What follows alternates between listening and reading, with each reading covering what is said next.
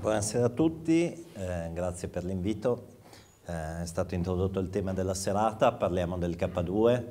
Una prima precisazione, mi vedete preoccupato, sono stato particolarmente preoccupato nei giorni scorsi, mi hanno soprattutto preoccupato alcune domande che si sono ripetute con una frequenza appunto preoccupante. Ho visto che fai una conferenza sulla conquista del K2, ma tu sei stato sul K2.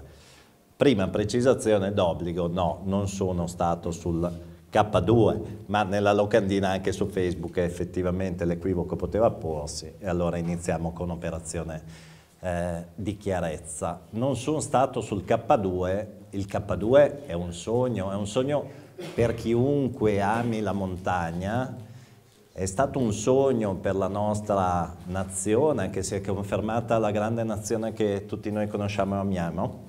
È stato un sogno di una nazione, ma è stato anche un sogno coronato per delle persone, degli uomini. E mi piace iniziare proprio così. Scoprirete che ho una mia visione di quanto è successo col K2, che ho un mio giudizio di valore su alcuni e diverso rispetto a quanto possa essere da altri. Voglio iniziare però dal sogno di un uomo, sicuramente uno dei protagonisti, uno dei due protagonisti direi, che è Compagnoni. Compagnoni di fatto diventa il responsabile vero, parleremo poi di Ardito Desio, ma il responsabile vero è Compagnoni, è lui su quella montagna, è lui che la conquista, è lui che la racconta. E il tutto inizia con un sogno. Stiamo parlando, mi perdonerete, devo per forza consultare dei libri, è stato scritto tantissimo sul K2, Bonatti in particolar modo ha scritto tantissimo sul K2. Compagnoni scrive di fatto un diario che inizia il 12 dicembre 1953, dorme a casa tranquillo con sua moglie, a un certo punto fa un sogno. Con l'assurdità proprio dei sogni mi trovai a un tratto, senza sapere come fossi giunto lì, sulla parete di una montagna meravigliosa. Sembrava il Cervino, una montagna che lui conosceva molto bene, ma non lo era, era più alta, mostruosa nelle sue dimensioni disumane. La cima si perdeva fra le nubi, i fianchi erano rigati da canaloni enormi, un ghiaccio liscio, accecante, la ricopriva. Io salivo lentamente, gradinando con la picozza il ghiaccio che volava via in schegge lucenti. Ero solo, continuavo a salire. Cosa succede? Come spesso accade nei nostri letti, a un certo punto facciamo dei sogni, ci muoviamo, disturbiamo, le mogli ci danno un pestone e succede in quel caso anche a Compagnoni. La moglie a un certo punto gli picchia dentro e fa: ma cosa stai facendo? E lui le spiega: stavo facendo un sogno, sognavo una montagna. E lei fa: ma ancora il Cervino? No, era qualcosa di più bello. E la domanda della moglie, che è una domanda comprensibile per certi versi, ma ancora, cioè cosa vuoi di più del Cervino? E lui non sa rispondere, sa solo dire: salire in montagna è il mio mestiere. E la chiosa della moglie, le mogli sono persone adorabili ma non sempre ci comprendono, è: salire il Cervino e mi pare che basti, ma che è una frase, una chiosa che rappresenta anche l'amore per un uomo e rappresenta anche la consapevolezza del rischio, perché quello che è sogno può facilmente diventare incubo e anche per il K2 lo è facilmente diventato. Il mattino dopo il postino mi portò una lettera, era la convocazione a Milano per il K2. Inizia come un sogno. E inizia come un sogno in un comodo letto, ma il K2 non è un comodo letto. Il K2 è questo.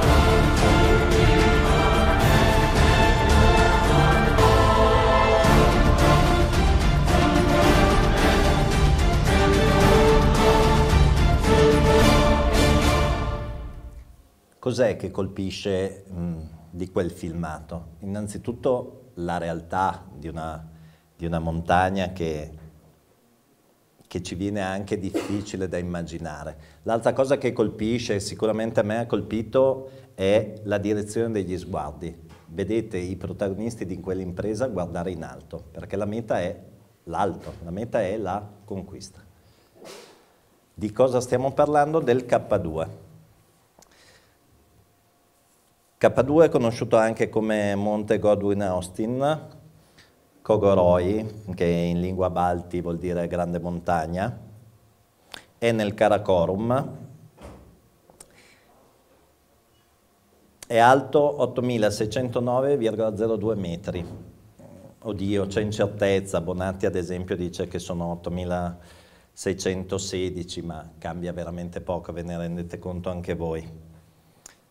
K2 per cosa sta? Karakorum 2. Perché Karakorum 2? Perché è la montagna, la seconda montagna più alta del Karakorum. E chi si intende di montagna in questo caso mi dirà: cosa stai dicendo? Non è possibile, anche perché è la seconda montagna più alta del mondo, l'Himalaya non è del Karakorum, c'è qualcosa che non torna. E in effetti non torna. E ci sono tante le cose che non tornano nel K2 e già il nome. Perché appunto è K2? Perché in teoria è la seconda, quando vengono fatti le prime misurazioni siamo nel 1856, si pensa che la più alta sia il Mascherbrunn, in realtà no, lo capiscono, però poi cosa si dice? Vabbè, ormai è K2, il K2 alla fine è la seconda montagna più alta del mondo, vabbè lasciamo K2 che ha anche un bel nome. Perché è seconda? Perché c'è l'Himalaya. L'Himalaya nella sua più pura espressione, cioè l'Everest, 8.848 metri, la montagna più alta del mondo. La più alta vuol dire la più difficile? No, è un dato condiviso, quella che il K2 è sì in altezza la seconda montagna, ma in termini di difficoltà è la prima. Ce lo dice Messner molto chiaramente. Il K2 è per l'altezza solo la seconda vetta del mondo, ma tenendo conto di altezza, pericolosità e difficoltà tecniche è considerato l'8000 più impegnativo. È considerato l'8000 più impegnativo per delle caratteristiche tecniche. L'Everest vede delle difficoltà, vedeva, ma anzi, soprattutto nella fase iniziale, per assurdo, superata quella fase diventa tutto più semplice. Il K2 è un disastro dall'inizio alla fine, dal campo base, solo per raggiungere il campo base è un'impresa titanica e più si sale e più è peggio. Peraltro l'Everest è stato semplificato dal fatto che prima il passaggio più impegnativo era quello chiamato Hillary Step, un terremoto l'ha portato via e questo ha semplificato la cosa. Il fatto che sia più difficile il K2 ce lo dimostra anche il fatto che fino al 2007 in cima al K2 erano arrivate 278 persone, in cima all'Everest ne erano arrivate 3.000. Questo vi dà l'idea della proporzione di difficoltà, ma è una montagna maledetta. Qui il dato è aggiornato, passiamo a 285. Dalla prima salita di Compagnoni e Lacedelli, 285 uomini e 11 donne hanno raggiunto la cima della montagna. Di questi 31 sono morti nella discesa, ovvero il 10,5%. Le donne particolarmente sfortunate, le prime 5 tutte morte, 3 in occasione di quella discesa peraltro. E perché sappiamo che è difficile? Perché dopo questa impresa di cui adesso andremo rapidamente a parlare, bisogna aspettare 23 anni perché qualcun altro riesca nell'impresa. Ed è un'impresa, lo si ricordava prima, colossale, ma perché è colossale lo sforzo al quale è chiamata la nazione Italia. Nel senso dobbiamo riaffermarci. La guerra è andata come è andata, il discorso si farebbe lungo. Abbiamo bisogno di tornare protagonisti e siamo protagonisti perché abbiamo il meglio dell'alpinismo mondiale e abbiamo anche una possibilità di scelta o selezione di quella che sarà la squadra che ci porterà là in cima. Partiamo dal basso, lo si ricordava prima, è stato bello ricordarlo. Ci sono quelli che arrivano in vetta, ma perché quelli arrivino in vetta ci vuole lo sforzo, il sacrificio, spesso della vita di chi consente e rende possibile per quelli arrivare in cima. Partendo dal basso abbiamo i portatori, ce ne fu veramente uno spreco di popolazione locale che viveva di queste cose, che vedeva l'impresa alpinistica ma viveva anche la sopravvivenza, quello che un'impresa di questo genere poteva dare per la loro stessa esistenza. E c'erano i portatori balti, si mescolano nel concetto Ayunza, che sono un qualcosa di meglio, sono un qualcosa Ayunza forse più assimilabili agli Sherpa. Comunque ci sono già questi, e cosa fanno questi? Portano 16 tonnellate di materiale. Voi rendetevi conto, stiamo parlando del 54, cosa vuol dire portare 16 tonnellate di materiale a quelle altezze? Dove siamo innanzitutto? Siamo in una zona a dir poco infelice tra il Pakistan e la Cina. È anche un'impresa diplomatica, perché in quegli anni c'è veramente una gara a conquistare le vette. E Desio, sicuramente il merito di Desio, che ha un appoggio totale allora di De Gasperi, riesce nell'impresa, cioè dice fate ai pakistani, che sono i padroni di casa, dice fateci provare, fateci andare su, e ci riesce. Cosa succede? Pakistani, bello, si fidano, bravi gli italiani, però ovviamente mettono anche degli osservatori. In particolar modo Ataullah, che è l'osservatore del governo pakistano e che tanto peserà poi nelle ricostruzioni successive. C'è anche un aiuto topografo. Quindi abbiamo detto, ci sono i balti, ci sono sti due che hanno un ruolo un po' strano, e poi ci sono gli Hunza. Gli Hunza sono veramente degli alpinisti. Cioè vengono tutti, anche i nostri, li definiscono portatori, ma portatori si fa per dire, perché sono delle persone meravigliose e che soprattutto riescono in un'impresa con quelli che sono i mezzi e le attrezzature che possono avere gli Hunza di quegli anni. Pensate a cosa eravamo noi, poi vi farò forse vedere una foto, non mi ricordo se l'ho messa, loro sono messi decisamente meno bene. Tra questi c'è Amir Mahdi, del quale parlavamo. Poi c'è una componente scientifica, perché noi andiamo a fare alpinismo, ma teoricamente andiamo anche a fare ricerche scientifiche, in particolar modo geologiche. Ardito Desio, che è il capo spedizione, è appunto un geologo, c'è Graziosi, c'è Marussi, Zanettin, Lombardi. Questa è la componente scientifica. E poi ci sono gli alpinisti che vengono da una selezione durissima. Vengono da una selezione durissima perché bisogna arrivare in cima, non c'è una possibilità di rinuncia, di resa, bisogna arrivare. E come ci arrivi se non peschi nel meglio? E i loro nomi, poi ne evidenzieremo alcuni, li vedete questi nella foto e ve ne segnalerò magari qualcuno: Abram, Angelino, Compagnoni, Fantin, Florianini, Gallotti, Lacedelli, Pagani, Puscio o Pucioz per chi è autarchico nella lingua, Rei, Soldà, Biotto, Bonatti. Chi manca? Cassin, ad esempio, tra gli altri. Perché è strano che manchi Cassin? Perché Cassin in quel momento è il massimo che abbiamo in Italia per quanto riguarda l'alpinismo. È andato l'anno prima con Desio a fare una ricognizione, non c'è, perché questa mancanza, altrimenti inspiegabile, la si spiega invece se consideriamo la personalità di Desio. Cioè Desio è il protagonista sicuramente di quell'impresa da un punto di vista organizzativo, ma è una persona che fa dell'autoreferenzialità il suo modo d'essere. Lui non può permettersi il lusso che qualcuno lo scavalchi. E il problema è che Cassin c'è.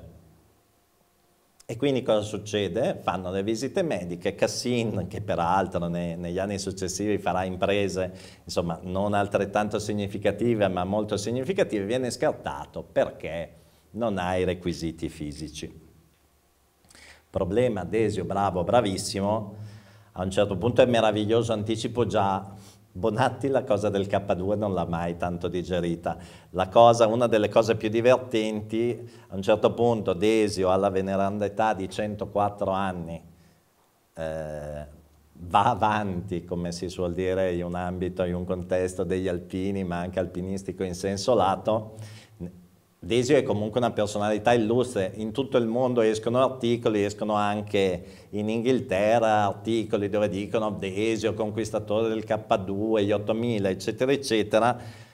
Bonatti è fantastico da questo punto di vista, riesce a mandare una lettera a questo giornale, non mi ricordo neanche fosse londinese, per dire no ma 8000 cosa, guardate che Desio si è fermato al campo base, erano 4970, correggete immediatamente perché Desio quelle altezze non le ha mai conosciute. E Desio da questo punto di vista è una persona brutta, nel senso che è un grande organizzatore, è il padre di questa impresa, però è uno che resta al campo base ed è uno che non parla neanche con i suoi uomini.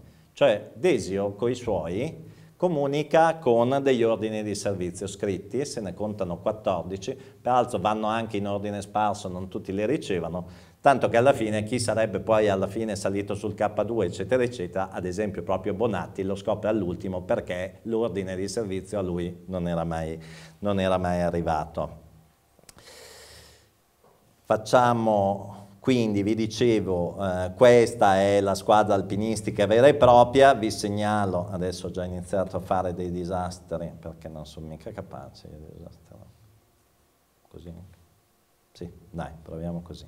Allora vi segnalo tra gli altri compagnoni di cui stavamo parlando, Desio, occhiali da sole qui in mezzo, Bonatti l'abbiamo qui, Lacedelli l'abbiamo qui, e vi segnalo poi Pouchot. Perché vi segnalo Pouchot? Non solo perché mi è particolarmente caro, perché è legato al mondo di Aosta, guida di Courmayeur, eccetera, eccetera, ma perché è la vittima del K2. Ed è una vittima precoce, nel senso che è al campo 2, è il campo immediatamente successivo al campo base, edema all'italiana, edema alla greca polmonare, sostanzialmente lo stesso Bonatti dice guardate che alla fine Pouchot è morto per un raffreddore, è incredibile a dirsi ma alla fine è quello perché lo si ricordava prima, ci sono condizioni così estreme dove la minima banalità ti porta via e stiamo parlando di una persona che era sopravvissuta alla ritirata di Russia, non uno che in un tratto si era improvvisato supereroe. Questo era un eroe, eppure l'abbiamo lasciato lì, come tanti altri. C'è una foto di gruppo dove tutto va bene, questi sono i pakistani, questo è l'osservatore di cui parlavamo prima, e questo è l'Unzamadi di cui parleremo più tardi, perché è sicuramente uno dei protagonisti. Questa foto l'ho scelta semplicemente perché rende l'idea dello sforzo. Questa foto invece l'ho scelta perché sostanzialmente ci racconta come sono andate le cose. Come sono andate le cose e come sono continuate ad andare per anni. Sostanzialmente a un certo punto si arriva, i campi di riferimento sono il 7, l'8 e il 9. Siamo al campo 7 il 28 luglio mattino. Abbiamo detto, è una squadra, c'è un sacco di gente sul K2, perché tra portatori e pakistani, insomma c'è un po' di tutto, però insomma come ogni montagna che si rispetti a un certo punto è larga, si stringe sempre più e anche la gente che arriva su diminuisce. Quindi partiamo, acceleriamo, vi potete solo immaginare che sforzo titanico fosse quello di arrivare a campi sempre più alti. Arriviamo al 28 luglio mattino, sostanzialmente siamo al campo 7, 7345 metri, abbiamo Abram, Compagnoni, Gallotti, Lacedelli, Rei e Bonatti che non sta bene. Bonatti che non sta bene, anche questo riusciranno a rimproverargli. In realtà cos'era successo? Perché Bonatti aveva 24 anni, il più grande ne aveva 45, vado a memoria. Erano anche dei ragazzi stupidotti, perché a 7.345 la Cedelli pensa di fare uno scherzo a Bonatti, lo prende, lo serra, insomma la Cedelli è più grosso di lui, Bonatti si divincola, in quella situazione vola giù, si fa un male bestia e quindi si deve fermare per un giorno, si concede un giorno di riposo che gli verrà menato per il resto dei suoi giorni. Comunque il programma è quello di piazzare l'ottavo campo a circa 7.550 metri per le 2 persone che poi resteranno lassù. Il 28 luglio ancora non si sa chi saranno le 2 persone. Iniziano a salire, quindi abbiamo detto Bonatti resta giù, poverino, è conciato male. Partono gli altri, Ray torna più o meno quasi subito, verso sera scendono Abram e Gallotti e ne mancano 2, quindi chi sono i 2 che andranno in cima? Sono Compagnoni e Lacedelli. Il campo 8 è stato poi fissato perché lì poi un conto sono i programmi, perché Desio aveva già fatto tutto il suo cronoprogramma, tanto che anche quando muore Pouchot dice bello sì, dispiacere tanto, però adesso partiamo. E poi viene condita perché è giusto così, ma probabilmente era giusto così, non sarebbero arrivati altrimenti per dare una scossa, eccetera, eccetera. Però ne avevano appena sepolto uno sotto la neve. Arriviamo al 29 luglio. Il programma qual è? Sostanzialmente ne abbiamo due su all'8º. Sostanzialmente l'idea è questi 2 devono andare su a fissare il 9, gli altri devono raggiungere l'8 portando il materiale che servirà poi per l'attacco finale. Il campo 9, perché definirlo campo, uno poi chissà che idee si fa, in realtà è una tendina. È una tendina, la tenda Super K2, devono portare su questa. Quindi l'idea è, loro vanno su, mettono giù la tendina e poi tornano all'8, dove devono trovarsi con gli altri che devono salire con il materiale. Ai primi 2 va male, nel senso riescono a fare, quel giorno stiamo parlando del 29 luglio, riescono a fare 100 metri, trovano un muro di ghiaccio lì. Una caratteristica del K2 è che veramente il clima cambia ma in continuazione, quindi c'è poco da farsi illusioni. Cioè il bello, per chi conosce, pratica la montagna è sfida, ma montagna è anche resa di fronte a una natura che a un certo punto diventa imbattibile. È inutile fare i pazzi in montagna. Il vero alpinista, perché poi insomma purtroppo anche le nostre montagne a quote molto più basse è pieno di gente che va in giro con i sacchetti di plastica sulle scarpe per non far entrare la neve, ma il vero alpinista conosce i suoi limiti e conosce la montagna e la rispetta. In quel caso ci si deve arrendere, si fanno 100 metri o più su non si va, si torna giù. Gli altri devono portare su il resto è il necessario, ci sono dei materassini, c'è materiale, perché poi bisognerà anche starci lì per prepararsi per il giorno dopo per partire. Ci sono anche queste benedette / maledette bombole. Di cosa stiamo parlando?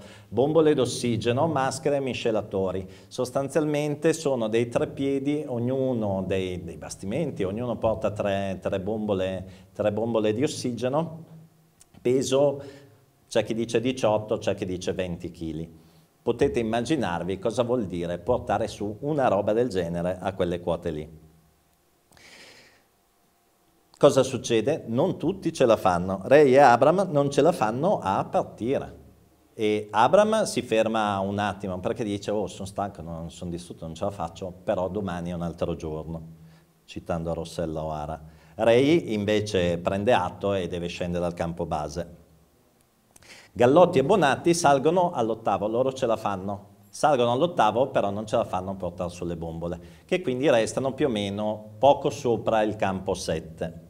Insomma, alla fine si trovano la sera del 29, Gallotti, Bonatti, Lacedelli e Compagnoni, e dicono, cosa facciamo?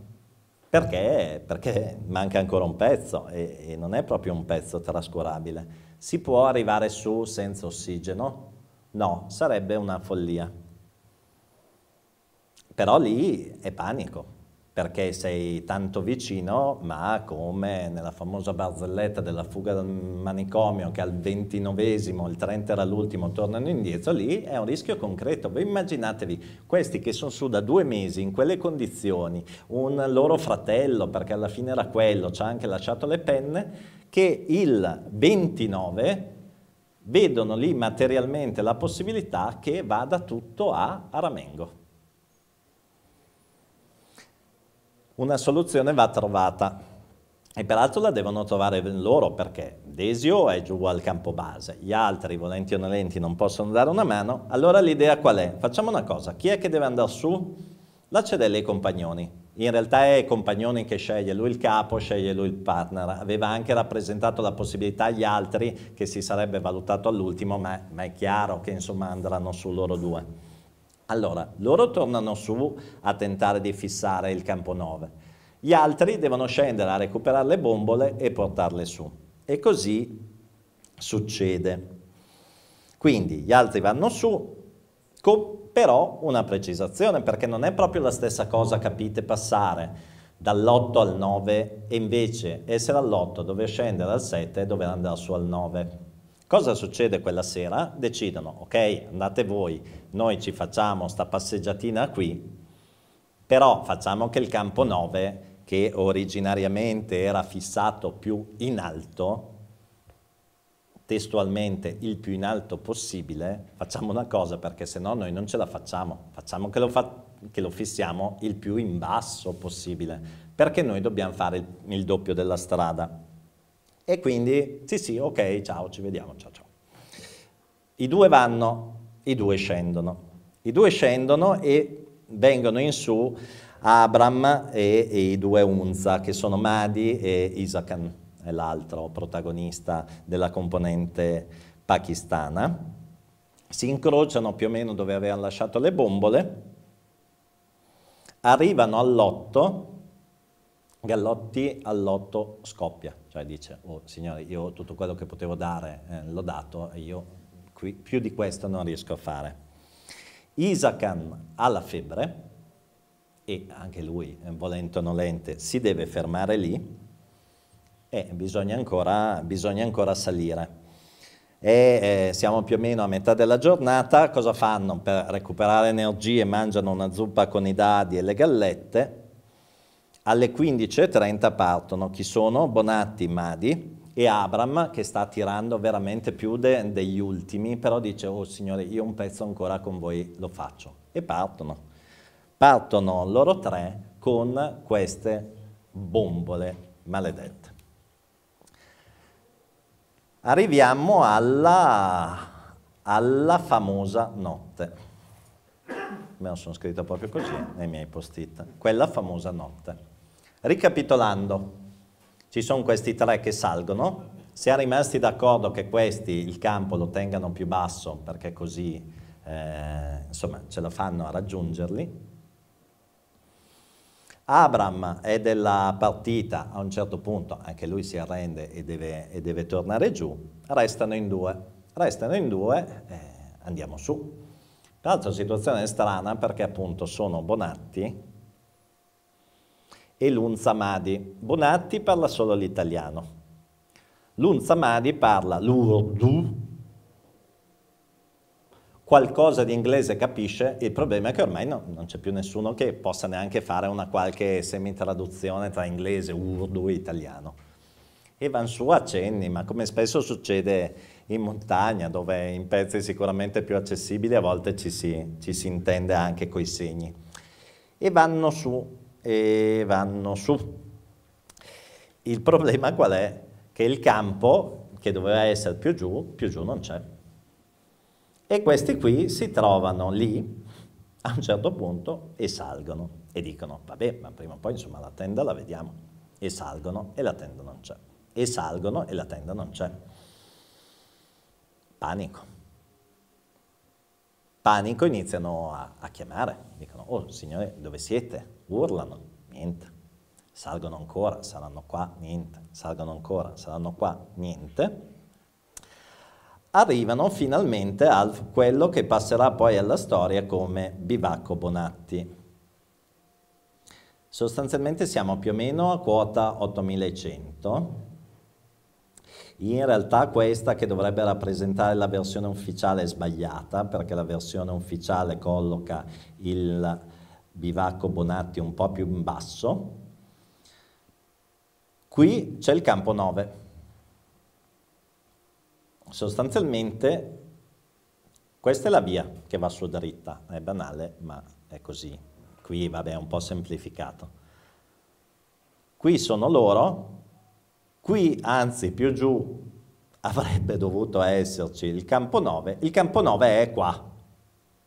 Poco più in alto, ci sono 50 metri di differenza, ma soprattutto da tutt'altra parte, totalmente spostato a sinistra. I nostri non lo vedono, non lo possono vedere e soprattutto mai più si immaginano che sia qua. Poi verrà giustificato col fatto che si temeva che la montagna scaricasse in quel posto ed era un lusso che non ci si poteva assolutamente permettere. Fatto sta che il campo 9 di fatto è nascosto. A un certo punto questi prima chiamavano, ma poi sono più che altro imprecazioni, perché questi dicono: oh, ma dove siete, dove siete, dove siete? Inaspettato a un certo punto arriva una risposta che non è testualmente: ah, ma dove eravate finiti, vi stavamo aspettando, ma più o meno suona così, con anche un'accensione di una luce. E a quel punto c'è uno dei primi gialli in quel mondo bianco, perché Bonatti sostanzialmente vede la luce e dice: vabbè, siamo qui. La risposta è: avete con voi l'ossigeno, perché poi intendiamoci, questo è anche comprensibile, quello era fondamentale. E risposta affermativa. E poi fa: va bene, grazie, andate giù. Bonatti dice, sempre urlando: ma io ce la faccio, ma guardate che non ce la fa. Problema, di là non sentono. Nella versione ufficiale si dice: sì sì, io ce la faccio, quindi a quel punto loro dicono: chi se ne frega, vabbè, ce la fanno, scendono, anche perché l'ora è particolarmente tarda. Andiamo a dormire, e così succede, spengono la luce, si chiudono nella tenda e dormono, e quei due restano lì così. In particolar modo non la prende particolarmente bene il padrone di casa, perché l'Unza Madi in quel frangente dà fuori di matto, perché si trova lì a 8100 metri, da solo, aveva un riferimento visivo, una luce che è scomparsa, letteralmente impazzisce. Bonatti fa una fatica incredibile a tenerlo fermo. E a quel punto però cosa fanno? Perché sono lì a 8100, senza equipaggiamento, con questo che dà fuori di matto, non hanno una tenda, non hanno niente. Raggiungere gli altri è impossibile, perché c'è una parete ghiacciata, è impensabile. Scendere altrettanto. Io mi metto nei panni del povero pakistano che vede Bonatti a 8100 prendere la sua picozza e tagliare la neve per fare un gradino di 60 centimetri e fermarsi lì. E questi stanno lì tutta la notte così. Allora voi immaginatevi che, al di là del discorso clima, le temperature lì oscillano tra i 40 e i 60, inutile dire che c'è un meno davanti. Questi sono lì, senza un riparo, una tenda, un materassino, niente, passano la notte a darsi delle stangate tra di loro sui piedi, perché il rischio di congelamento è lì da vedere, e arriva finalmente l'alba. Ed è incredibile che li veda vivi. Bonatti l'ha sempre detto: io sul K2 dovevo morire, non so perché sono qua. Ma insomma, avete visto prima le immagini. Pensate voi, avremo dei problemi a dormire qua fuori stanotte. Pensate a 8100, con un pakistano che parla urdu, che ogni 3x2 tenta di buttarsi giù da un canalone, perché è totalmente impazzito. Vabbè. Il pakistano alla fine albeggia, inizia a scendere, Bonatti tenta di fermarlo e poi lo seguirà anche lui dopo, tanto che i due, che poi a un certo punto si svegliano anche perché devono andare su, ne scambieranno l'uno con l'altro, ma senza neanche capire, perché questi due, immaginatevi questi due, poi ne parliamo, loro dicono ci siamo svegliati alle 4:30, siamo partiti alle 4:30, perché i due cosa devono fare? A questo punto devono scendere a recuperare le bombole che hanno lasciato gli altri due al bivacco e poi partire. E ovviamente sono certi che i due siano scesi, a un certo punto ne vedono uno lì in mezzo e fanno ma questo sta venendo su a darci una mano, e poi invece lo vedono scendere, è Bonatti che è fuori dagli stracci, che gli agita dietro anche una piccozza in segno di saluto, ma io ci credo poco, e va bene. E sostanzialmente la situazione quindi vede i due ormai soli, perché Bonatti per ultimo, L'Unzamadi per primo scendono, i due vanno su. Vanno su, ma cosa succede? Abbiamo detto partono intorno alle 4:30, scendono, prendono le bombole, se le mettono, il tempo necessario per mettersele vanno su. Alle 16 c'è un imprevisto che vado, ma anche perché è significativo, poi se la faccio troppo lunga ditemelo, però alcuni passaggi sono un po' troppo interessanti. Ore 16 siamo a quota 8,4. Ci accorgemmo che nel compiere la traversata avevamo perso qualche mezzo di quota, ma li riguadagniamo abbastanza rapidamente. Ora la vittoria ci sembrava certa, la vetta a portata di mano. Era circa le 16, avevamo ancora qualche ora di luce. A un tratto trovai un'angosciosa sensazione di soffocamento, ma fu un attimo. Col pollice indicai alla cedella il manometro del respiratore, che io non potevo vedere, applicato sulle bombole, ma la cedella mi fece segno con la mano che era tutto a posto. Mentiva, aveva visto la lancetta sullo zero, ma non aveva osato dirmi la verità. Ma la verità mi aggredisce con spaventosa violenza pochi minuti dopo. Una mano di acciaio mi serra di colpo le tempie, la testa romba e martella e manda in tutto il corpo un'ondata di calore seguita immediatamente da un lungo brivido, una sferzata gelida che mi inchioda. Intuisco la verità. Con la mano cerco annaspando il rubinetto dei respiratori. Per un attimo spero che ancora che sia una momentanea occlusione e che abbia fermato il flusso dell'ossigeno, poi di colpo, per non morire soffocato, mi strappo la mascherina e i miei polmoni bevono avidamente l'aria gelida del K2, un'aria che come un getto di liquido ghiacciato sento scendere fino in fondo allo stomaco. L'ossigeno è finito, 10 minuti dopo sarà la volta ai lacedelli. Siamo a quota 8.400 circa, forse più. Allora, voi immaginatevi questi due che sono lì a 8.400 e gli finisce l'ossigeno e hanno ancora, arrotondando, 200 metri di dislivello da fare in quelle condizioni. In quelle condizioni voi considerate che un frequentatore della montagna, adesso con delle medie un po' forzate, però spesso si parla dei 300 all'ora, cioè un dislivello di 300 lo fai in un'ora, è un discorso medio ovviamente. Da quelle parti sei sui 60, ma proprio tirando, realisticamente 45. Allora ne mancano 200 e si trovano senza ossigeno. Cosa fanno? Tornano indietro? E no, andiamo avanti. Per darvi un'idea del contesto, quando parliamo del bivacco Bonatti è dove c'è più o meno quella linea tratteggiata, che è presa più o meno da una quota simile. Arrivano su, ce la fanno. Questi due, dopo 2 mesi, da soli, da 8.400 alle 16 senza ossigeno, alle 18 arrivano su. E non ci rendiamo conto, cioè quando viene raccontata la conquista del K2 viene assimilata alla conquista della Luna, ma guardate che forse è qualcosa di più, cioè davvero non riusciamo a renderci conto di quello che è per gli uomini, di quello che è per la nostra nazione. Questi sono i due protagonisti, i due eroi, coloro che conquistano l'Italia e il K2. Questa è forse l'immagine simbolo di quella conquista. C'è la bandiera italiana, c'è la bandiera del Pakistan, c'è il gagliardetto del club alpino italiano. ma è una cosa che rimbalza in tutto il mondo. Questi ovviamente sono giornali locali, ma noi adesso siamo venuti su a vittoria ai mondiali di calcio, ma quella è un'altra cosa, cioè lì veramente siamo protagonisti del mondo.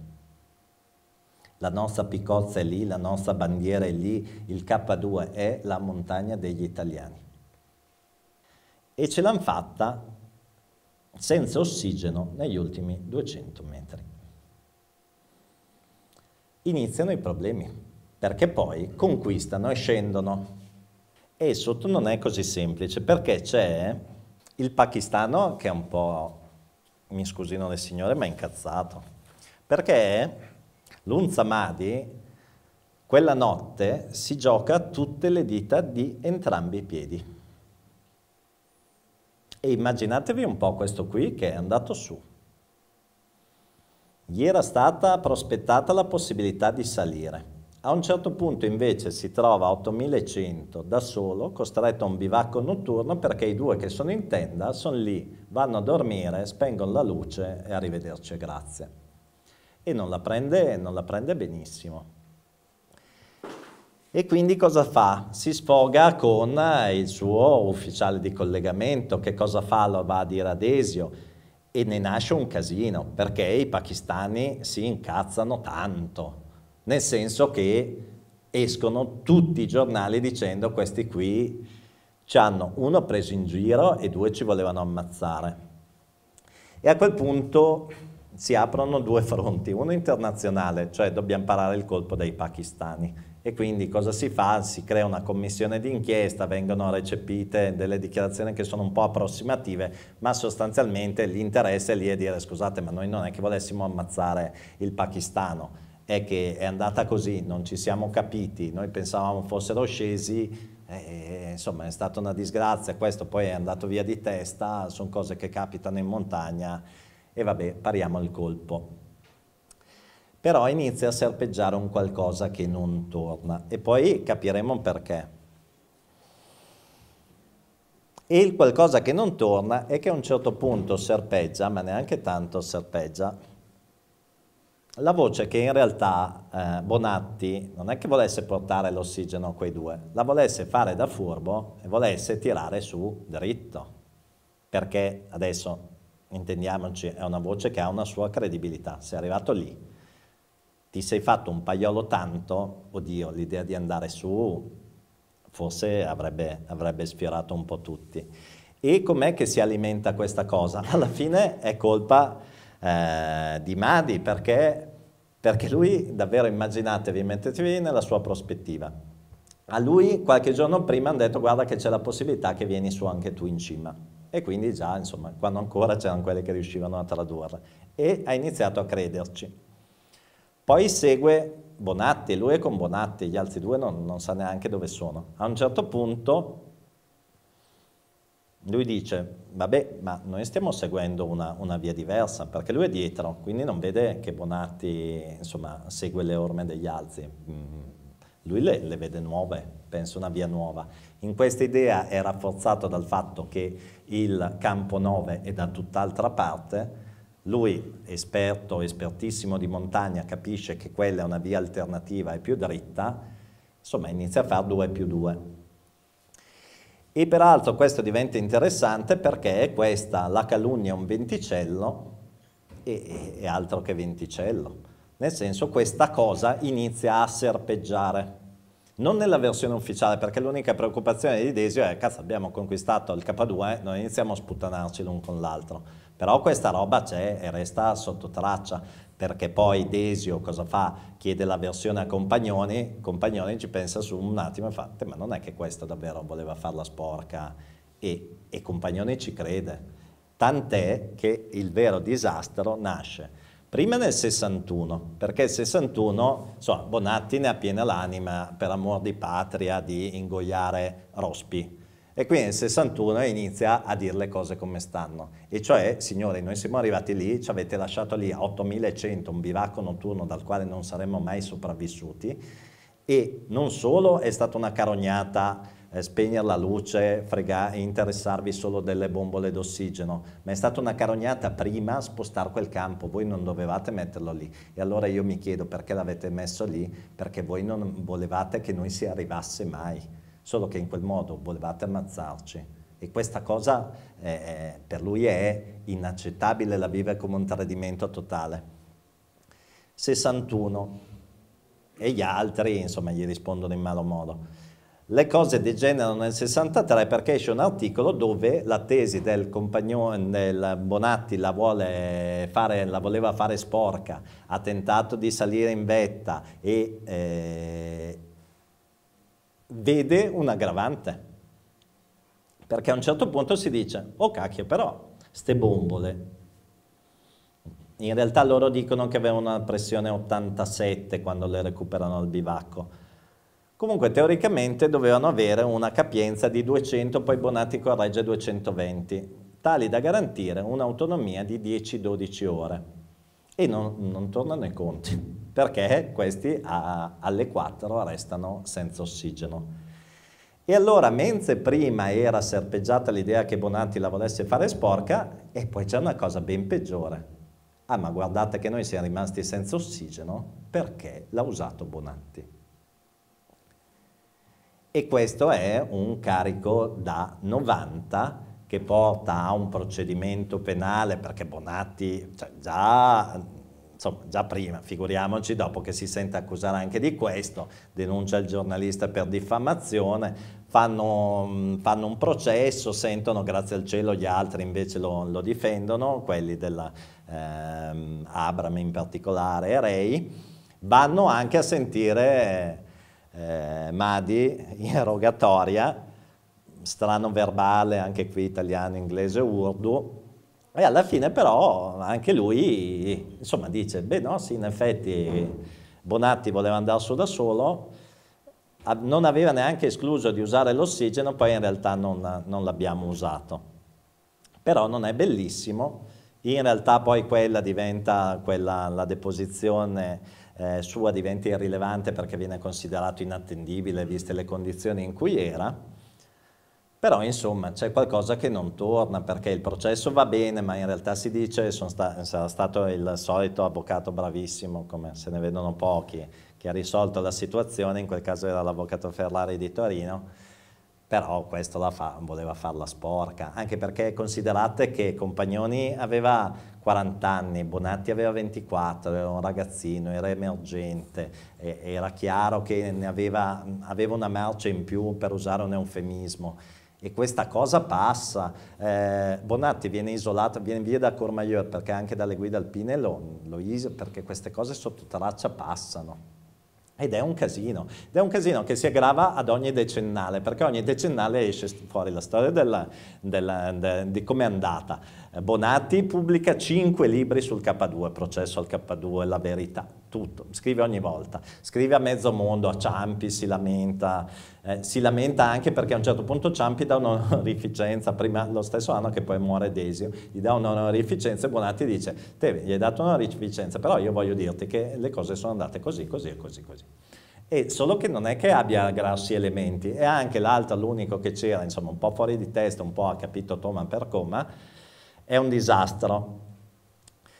Io non sono stato sul K2, ma ne parlo con tranquillità, oddio, fino a un certo punto, perché alla fine uno dei contributi più grandi alla ricostruzione della storia vera del K2 la dà un chirurgo in pensione australiano, che a un certo punto rimane folgorato dalla figura di Bonatti, tanto da diventare autodidatta. In 4 anni impara l'italiano, inizia a tradurre Le mie montagne di Bonatti, si appassiona a sta roba, inizia a fare ricerche. Siamo nel 94 e nelle sue ricerche cosa fa? Incappa in una rivista del 55 che era stata ripresa dalle Alp. Torniamo un attimo indietro. Foto ufficiale, Compagnoni è su. Salta fuori una foto che non è proprio la stessa. In questa foto c'è Compagnoni con sulla faccia una maschera dell'ossigeno. E uno dice, no, scusa, l'avevi finita alle 4, l'avevi finita a 200 metri sotto, com'è che hai una maschera dell'ossigeno in vetta?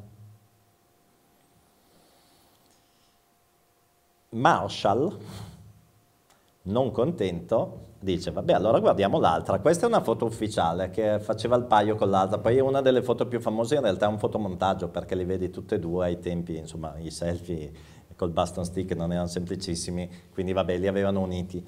E questa è l'altra ufficiale e uno dice cacchio ma guardiamola bene, guarda che la Cedelli intorno alla bocca, adesso non so se si vede o meno, ha come un cerchio bianco e fa, ah però, e perché ha un cerchio bianco?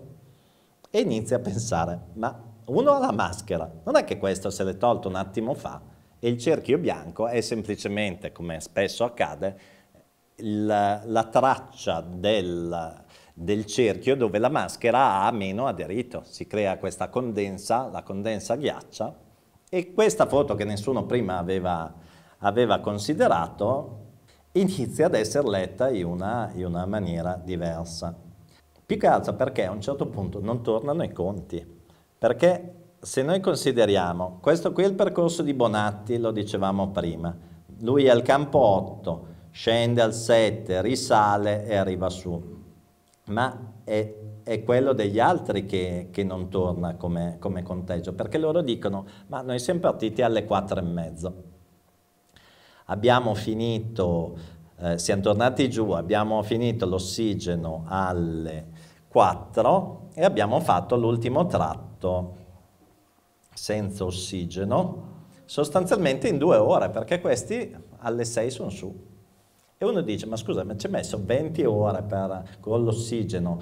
Attenzione, perché detta così sembra facile, ma l'ossigeno sostanzialmente a quelle quote è come se ti abbassasse di 2000 metri. Quindi sei a 8000, ma se hai l'ossigeno è come se fossi a 6000. Insomma, non bisogna essere esperti per capire che non è esattamente la stessa cosa. Quindi dice, scusami, ma fammi un po' capire. Tu prima eri con l'ossigeno, tenevi una media di 45, 60, ma tirando. Poi fai senza ossigeno gli ultimi 200 metri a 100 all'ora. E non torna, ma più che altro perché Bonatti dice, no ma scusa, ma poi io non è che fossi giù con Desio al campo base, cioè io ero lì, io guardavo su. Guardate che lì fino alle 7 non si è mosso nessuno. E allora i conti iniziano a tornare, perché dice, no, allora facciamo così, tu in realtà che 4:30, tu sei partito alle 7, sei arrivato giù dove avevo lasciato le bombole alle 8, lì sei salito, sei arrivato in vetta alle 18, quelle bombole 220, 12 ore, tu sei arrivato in vetta con l'ossigeno e per di più te ne è avanzato anche un po' per scendere.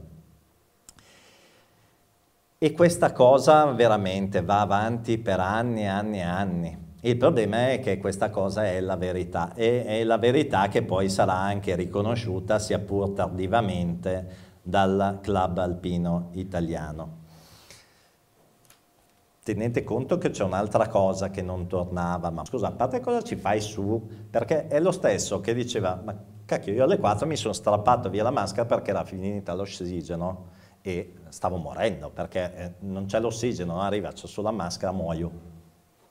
Allora spiegami come può stare in piedi la tua giustificazione, perché a un certo punto, vabbè, lì c'è la foto da vedere, dico a te, ma non avevi finito l'ossigeno? No, l'ho messa su per tenermi calda la faccia. Allora dice, no ma scusa, stai morendo con la maschera su, l'hai dovuta strappare, respirare l'aria, tieni caldo, muori. Passiamogliela, diciamo anche va bene. C'è un'altra cosa che non torna. Questi qui arrivano su con 18 kg di bombole inutili. Che uno dice, cazzo, alle 4 è finito l'ossigeno, sei andato su lo stesso con le bombole, così. La giustificazione è, no sì, ma siccome ci avevo attaccato la telecamerina per le riprese in quota, ho detto, vabbè, porto su telecamerina e 18 kg, che tanto 18 kg su. Insomma, questa è è la realtà dei fatti.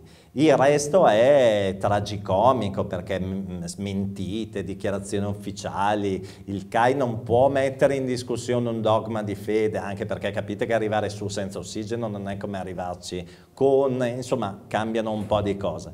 Però finalmente una verità è stata ristabilita e quindi alla fine la verità vera di quella conquista, che intendiamoci, io questo lo voglio precisare, non toglie niente all'impresa, perché è stata un'impresa incredibile e sono stati tutti eroi.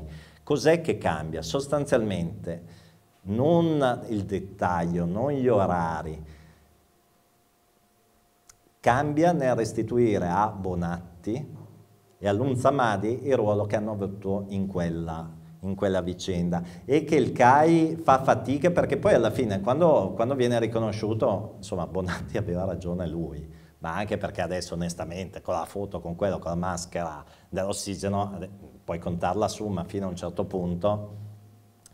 Il problema è che poi i titoli erano riabilitato Bonatti e Bonatti dice, te ma riabilitato cosa? Dovete riabilitarvi voi, cioè io non devo riabilitarmi agli occhi di nessuno perché io non ho tentato di farla sporca, io ho rischiato la mia vita, sono sopravvissuto non so bene come a un bivacco 8100 senza nemmeno uno straccio di tenda per consentire a quei due di arrivare lassù. E non c'è neanche più una stretta di mano tra i due. Bonatti ogni 3x2 c'è un'onorificenza o scrive a Ciampi per dire, come dicevo prima, te ma guarda che vi stanno raccontando un sacco di balle. Poi a un certo punto danno un'onorificenza a lui, arriva lì, si trova Compagnoni a prendere la stessa onorificenza, dice vabbè, lì la prende, 2 giorni dopo e lì già che scrive dice toh, tienila. Perché se dobbiamo premiare allo stesso modo l'onestà e la disonestà, quella che lui vive proprio come un tradimento, dice no, non si fa così. Dunque, torniamo a noi, stavamo parlando di 8.609,02 metri o 8.616. Cosa c'entra l'Alben? L'Alben è una montagna che noi conosciamo, è qua. C'entra per questo. Credo che forse si sia un po' intuito che a me sta più simpatico Bonatti di Compagnoni, ma Bonatti per assurdo quello è l'inizio per lui di una vita, è la fine, intendiamoci, no, ci sarà un'esperienza tragica sul bianco che segnerà la fine definitiva, ma lì diventa, e mi sarei stupito del contrario, il Bonatti alpinista solitario che conosciamo. È quello che conquista la nord del Cervino in invernale in solitaria, che lo consegna definitivamente alla storia. E perché in solitaria? Perché mettetevi nei suoi panni, lui è andato su con dei fratelli, ha rischiato di lasciarci la pelle ed è passato anche per quello che voleva fare il furbo e si è anche succhiato l'ossigeno di quelli che poi ce l'hanno fatto nonostante lui gli avesse succhiato l'ossigeno. Piccolo dettaglio, le maschere le avevano solo gli altri, quindi ancora non si è neanche capito quell'ipotesi come potesse stare in piedi, perché vabbè, mordere la bombola, però insomma. E va bene, e poi inizia l'avventura di epoca, sostituisce alla montagna il mondo, scopre la montagna tra civiltà primitive dimenticate, diventa un Bonatti diverso, salvo appunto per il fatto che ogni 3x2 scrive sul K2, ma quello è un altro dettaglio. E perché chiudo, anzi non è la chiusura perché poi è una frase effetto, ma la chiusura è questa, perché Bonatti diventa un personaggio mondiale comunque. Per questo, per le polemiche che seguono, per quella solitaria, ma viene unanimemente riconosciuto come l'alpinista migliore al mondo e in quel momento lui si ferma e dice ok, qui ho dato, facciamo altro. E ci sono libri di interviste, mi ha colpito questa. Passo indietro, perché allora Bonatti nasce a Bergamo innanzitutto, un dettaglio non esattamente trascurabile, lui non è legato a Bergamo, ci torna in particolare a Vertova da sfollato ospiti di una zia materna e quindi la montagna la scopre la scopre lì. Allora gli fanno le solite interviste a Capocchia, all'anarchico della montagna, eccetera, eccetera. E lui dice: allora ti confesso, ti faccio un anticipo del mio ultimo libro, Il rifacimento delle mie montagne che sta per uscire. Inizia proprio così. La montagna che mi ha colpito di più è una montagna piccola piccola. Questo si è fatto il K2, si è fatto il Cervino, parete nord invernale in solitaria. Ha aperto tante di quelle vie che non possiamo neanche immaginarci. La montagna che mi ha colpito di più è una montagna piccola piccola e insignificante della Val Seriana, che per me una volta era il non plus ultra del mondo inavvicinabile. Là avevo riposto i miei sogni di avventura. Quando parecchi anni dopo ho rivisto questa montagna dall'alto della Grigna, l'ho vista molto più bassa, tozza, deludente. Ma io dopo 30 anni istintivamente, tutte le volte che vado sulla Grigna, vado automaticamente a cercare con lo sguardo il profilo dell'Alben, così si chiama questa montagna, che per me conserva il sapore del mistero.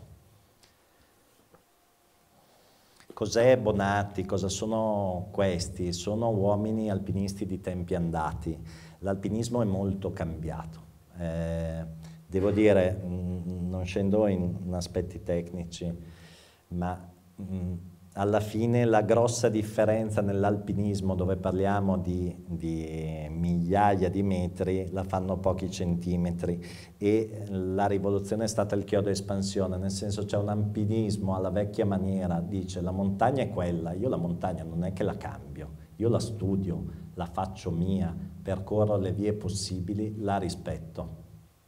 Questo è l'alpinismo tradizionale, quello dei comici, e quello del quale Bonatti a certi livelli fu uno degli ultimi rappresentanti, ma anche perché poi, lo dicevamo, la conquista degli 8.000, la conquista ovviamente di quelli sotto gli 8.000, poi da conquistare c'è stato veramente poco, non c'è più nulla, e allora diventa tecnica, diventa quantomeno è performante una prestazione, ma su qualcuno c'è già stato prima di te.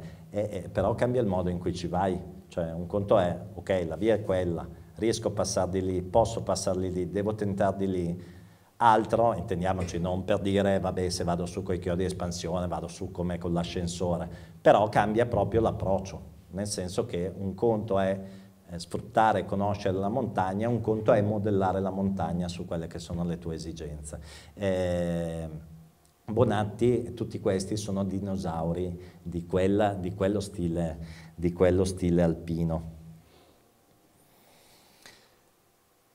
che sento più vicino, più romantico, è più bello, il resto è tecnica e quello è qualcosa di più.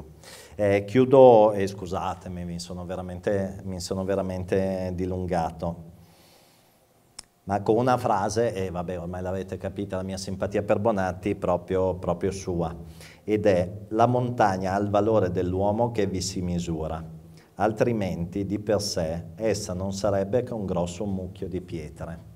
Io credo che questa storia, la storia del K2, non sia una storia di altezze, non sia una storia neanche di affermazione nazionale, è veramente una storia di uomini, di persone che hanno fatto un'impresa che ancora oggi siamo qui a ricordare, uomini che hanno avuto un sogno, uomini che hanno visto quel sogno diventare in incubo, uomini che sono riusciti a riscattarsi dopo decenni e a ristabilire la verità. Ripeto, queste sono persone, quelle persone sono veramente dei giganti, e noi siamo nani sulle spalle dei giganti mentre siamo qui a parlarne, e io sicuramente più nano di voi. Però ecco, penso, e vi ringrazio di avermi dato l'occasione di ricordarli per quelli che furono, grandi uomini, grandi italiani, e permettetemi appunto un ultimo ricordo per chi non ha avuto neanche più un sogno né un incubo. Pouchot è rimasto lì, Pouchot è andato avanti, e mi piace pensare che alla fine poi il K2 l'abbia davvero conquistato lui. Grazie.